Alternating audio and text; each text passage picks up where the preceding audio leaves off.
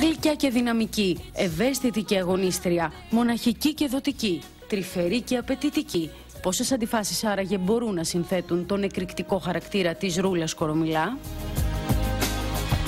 Πρωτοπόρα και δημιουργική, τόλμησε και τολμάει στην ελληνική τηλεόραση, ανοίγοντας το δρόμο για να ακολουθήσουν οι επόμενοι. Στα μέσα της δεκαετίας του 80 προσελήφθη στην ΕΡΤ ως διοικητική υπάλληλος. Λίγο αργότερα, η πρώτη παρουσία της μπροστά από τις κάμερες στην πρωινή εκπομπή «Μια καλημέρα είναι αυτή», με συμπαρουσιαστή το Δήμο Μιλωνά, θα σημάνει την αρχή μιας λαμπερής πορείας. Μια καλημέρα κάθε μέρα.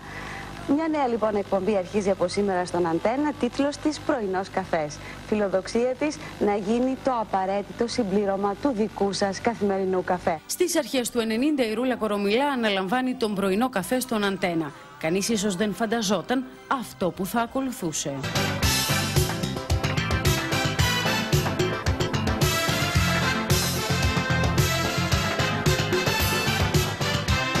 Ο κόσμος παρακολουθεί φανατικά. Η εκπομπή σαρώνει στις τηλεθεάσεις και η όμορφη ξανθιά παρουσιάστρια με το διαπεραστικό βλέμμα γίνεται το πιο πολύ συζητημένο πρόσωπο της ελληνικής τηλεόρασης.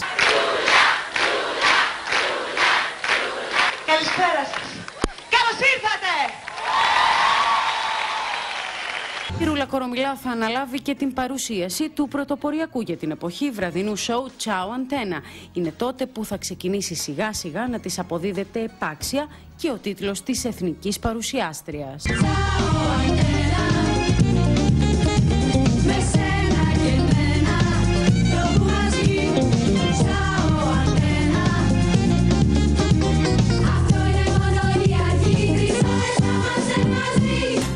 Ρούλα αναφωνούσε όλη η Ελλάδα το 1994, όταν η Ρούλα Κορομιλά από τον τηλεοπτικό αέρα του Μέγκα παρουσίαζε το γνωστό σε όλους τηλεοπτικό σοου «Μπράβο».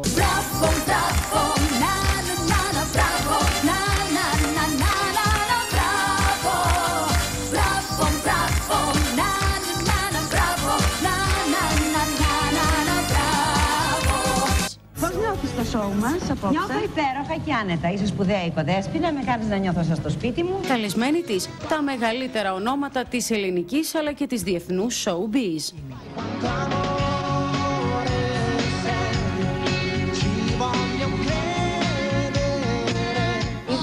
Υπάρχει κάτι στη ζωή σου που δεν έχεις κάνει?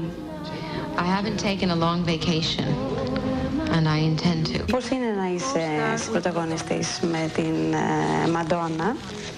It was beautiful because she was absolutely committed to the character. Η Ρούλα Κορομιλά καθιερώνεται ως το πιο επιτυχημένο τηλεοπτικό πρόσωπο της δεκαετίας. Μάλιστα, πολλοί στάρ του σήμερα οφείλουν ένα μεγάλο κομμάτι της επιτυχίας τους σε εκείνη.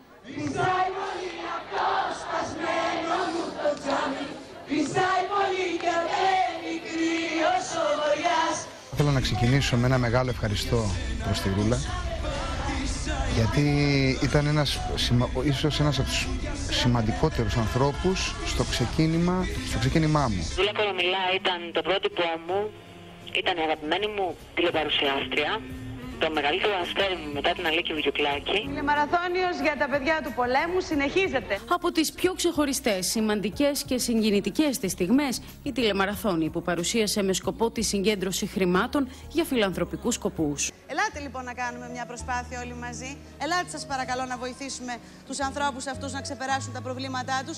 Τηλεοπτικά επιστρέφει, αυτή τη φορά μέσα από τη συχνότητα του Α. Η εκπομπή λέγεται 11 και κάτι και λίγο αργότερα μετονομάζεται σε καλώς τους.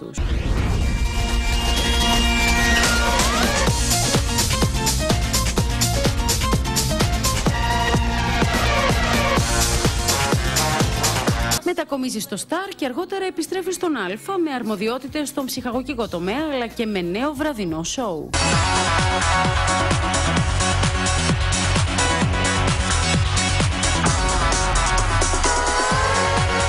Καλησπέρα σας! Καλησπέρα!